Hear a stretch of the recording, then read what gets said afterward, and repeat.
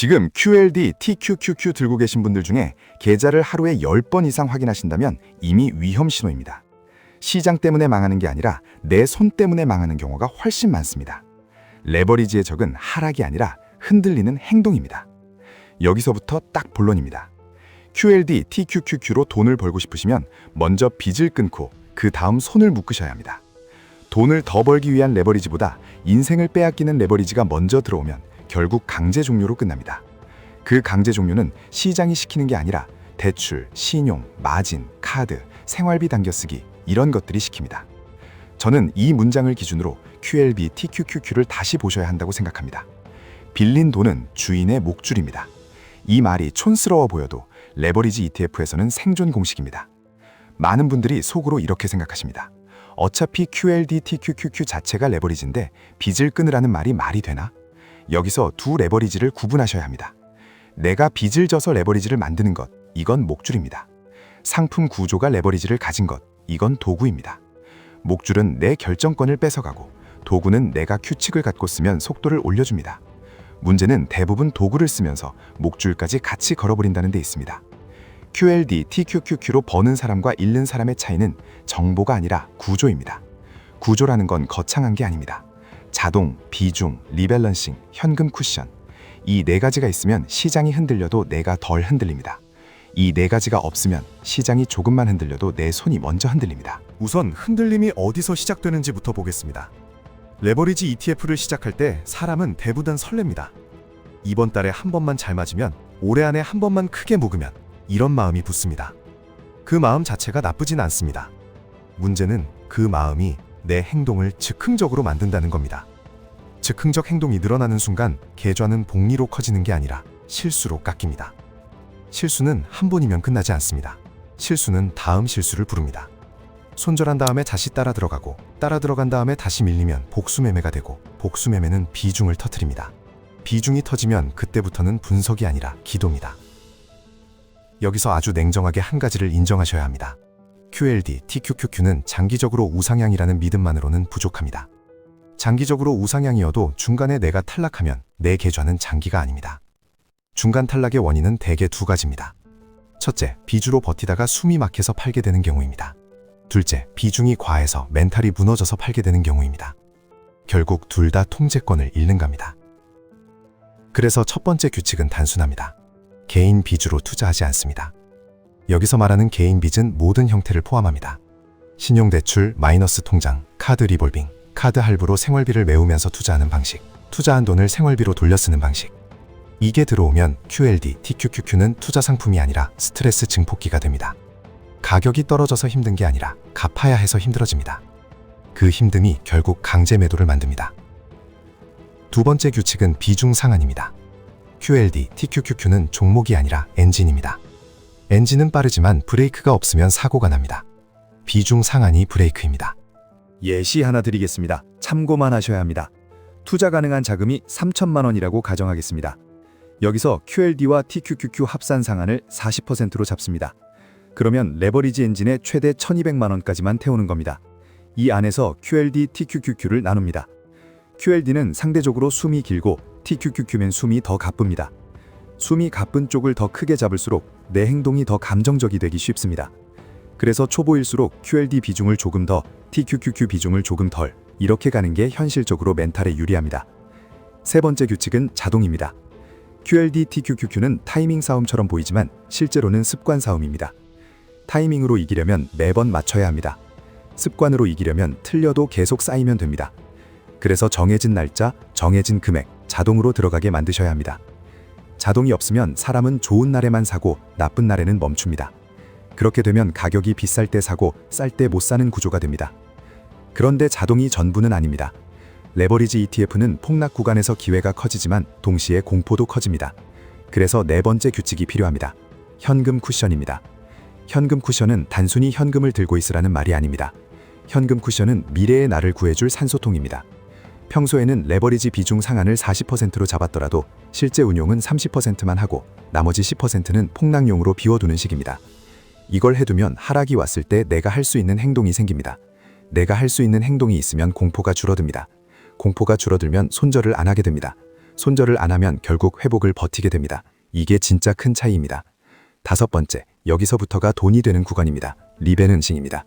리밸런싱은 멋있어 보이는 기술이 아니라 욕심을 잘라내는 가위입니다. QLD, TQQQ는 잘 오를 때가 가장 위험합니다. 오르면 기분이 좋아지고 기분이 좋으면 비중이 커지고 비중이 커지면 다음 하락에서 충격이 커집니다. 그래서 오를 때 일부를 빼는 규칙이 필요합니다. 그 일부가 다음 하락장에서 다시 들어갈 탄약이 됩니다. 예시를 계속 이어가겠습니다. QLD, TQQQ가 크게 올라서 내 포트폴리오에서 합산 비중이 40%를 넘었다고 해보겠습니다. 그럼 이때는 기분이 좋아도 일부를 현금화해서 다시 상한 아래로 내립니다. 이 행동이 싫으실 겁니다. 왜냐하면 더 오를 것 같거든요. 그런데 더 오르면 이미 남은 물량으로도 수익을 봅니다. 반대로 꺾이면 현금화해둔 덕분에 충격이 줄어듭니다. 그리고 진짜 중요한 건 꺾인 다음에 다시 살 돈이 생긴다는 겁니다. 이게 파도타기입니다. 여기서 많은 분들이 한 번 더 착각하십니다. 리밸런싱은 수익을 줄이는 행동이다. 맞습니다. 단기 수익을 조금 줄일 수 있습니다. 그런데 리밸런싱은 장기 생존 확률을 크게 올립니다. QLD, TQQQ는 장기 생존이 곧 수익입니다. 한 번의 대박이 아니라 여러 번의 파도에서 계좌가 커집니다. 이제 실제 생활에서 어떻게 굴릴지 하루와 한 달 루틴으로 붙여드리겠습니다. 이 부분이 없으면 다 좋은 말로 끝납니다. 먼저 하루 루틴입니다. 하루의 계좌 확인 횟수를 제한하셔야 합니다. 레버리지 ETF를 하면서 계좌를 자주 보면 뇌가 전쟁 모드로 바뀝니다. 전쟁 모드에서는 판단이 아니라 반응만 나옵니다. 그래서 하루 확인은 딱 한 번 혹은 이틀에 한 번 이렇게 줄이셔야 합니다. 대신 확인할 때는 가격만 보지 마시고 내 비중을 보셔야 합니다. 내 비중이 규칙 안에 있으면 아무것도 하지 않는 게 정답입니다. 내 비중이 규칙 밖으로 나가면 그때만 움직이시면 됩니다. 다음은 한 달 루틴입니다. 월급날이나 정해진 날짜에 자동 매수가 들어갑니다. 그날 할 일은 단 하나입니다. 내 비중이 상한을 넘었는지 현금 쿠션이 남아있는지 체크합니다. 넘었으면 줄이고 남아있으면 유지합니다. 이게 끝입니다. 여기서 뉴스 분석, 유튜브 예측 영상, 남의 수익 자랑 이런 걸 끼워 넣는 순간 구조가 무너집니다. 폭락장 루틴도 드리겠습니다. 폭락장이 오면 사람은 이렇게 됩니다. 지금이라도 팔아야 하나? 더 떨어지면 어떡하나? 다시 못 올라오면 어떡하나? 이 생각이 올라오는 순간 이미 손이 팔 쪽으로 갑니다. 폭락장에서 지켜야 할 건 두 가지입니다. 첫째, 빚이 없다는 전제입니다. 빚이 없으면 버틸 수 있습니다. 둘째, 현금 쿠션이 있다는 전제입니다. 현금 쿠션이 있으면 하락을 기회로 바꿀 수 있습니다. 폭락장 추가 매수는 이렇게 하시면 됩니다. 미리 정한 현금 쿠션을 한 번에 다 쓰지 않고 여러 번에 나눠서 씁니다. 한 번에 다 쓰면 더 떨어질 때 손이 떨립니다. 나눠서 쓰면 더 떨어져도 내가 할 일이 남아 있습니다. 할 일이 남아 있으면 멘탈이 유지됩니다. 이게 레버리지 ETF에서 정말 중요합니다. 그리고 반드시 피해야 하는 행동도 하나 넣겠습니다.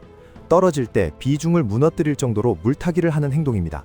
물타기는 나쁘지 않습니다. 하지만 비중을 무너뜨리는 물타기는 사고입니다. 비중이 무너지면 회복 구간에서도 행동이 꼬입니다. 조금만 오르면 본전 심리가 올라와서 팔아버리고 더 오르면 다시 따라붙고 그러다 또 꺾이면 다시 물타고 이 루프가 계좌를 말립니다. 여기서 자주 나오는 질문을 자연스럽게 정리해드리겠습니다. 첫 번째, QLD만 해도 되지 않나요? TQQQ는 너무 무섭습니다. 맞습니다. 무서우시면 QLD 비중을 높이시고 TQQQ 비중을 낮추는 게 합리적입니다. 레버리지 ETF는 용기가 아니라 지속 가능성이 핵심입니다. 지속 가능한 비중이 결국 수익을 만듭니다.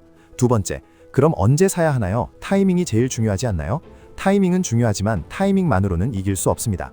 타이밍을 맞추는 능력은 소수만 가집니다. 대신 대부분은 규칙으로 이길 수 있습니다. 자동 매수와 비중 상한이 타이밍 스트레스를 줄여줍니다. 그리고 리밸런싱이 타이밍을 간접적으로 만들어줍니다. 오르면 줄이는 게 사실상 고점 분할 매도이고 떨어지면 채우는 게 사실상 저점 분할 매수입니다. 이걸 감정이 아니라 규칙으로 하시면 됩니다. 세 번째, 수익이 나는데 왜 팔아요? 계속 들고 가면 더 벌지 않나요? 계속 들고 가서 더 벌 수도 있습니다. 하지만 계속 들고 가면 결국 비중이 커져서 한 번의 하락에 크게 꺾일 확률도 같이 커집니다. 일부 현금화는 수익 극대화가 아니라 생존 확률 극대화입니다.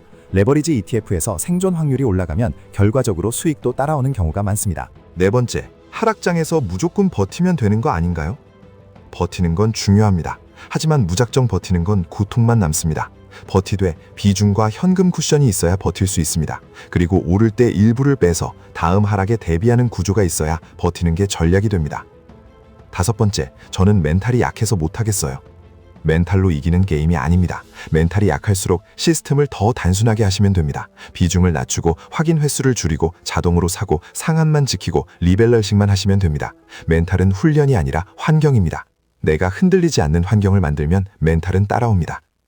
마지막으로 이 얘기를 꼭 넣고 싶습니다. 레버리지 ETF에서 진짜 부자는 수익률이 높은 사람이 아니라 끝까지 남아있는 사람입니다. 중간에 탈락하지 않는 사람, 강제 종료가 없는 사람, 손이 조용한 사람, 그 사람이 결국 계좌를 키웁니다. 정리하겠습니다. QLD, TQQQ로 돈을 벌고 싶으시면 종목을 바꾸기 전에 내 손을 먼저 바꾸셔야 합니다. 개인 빚으로 투자하지 않기, 레버리지 비중 상한 정하기, 정기 매수는 자동으로 하기, 현금 쿠션 남기기, 오르면 일부 현금화해서 비중을 되돌리기, 떨어지면 남겨둔 현금으로만 분할로 들어가기. 이 규칙만 지키시면 시장이 흔들려도 내 계좌가 덜 흔들립니다. 투자 판단은 본인 책임이니 본인 상황에 맞게 비중과 금액은 꼭 조정하시고 생활이 흔들리지 않는 선에서만 하시길 권합니다.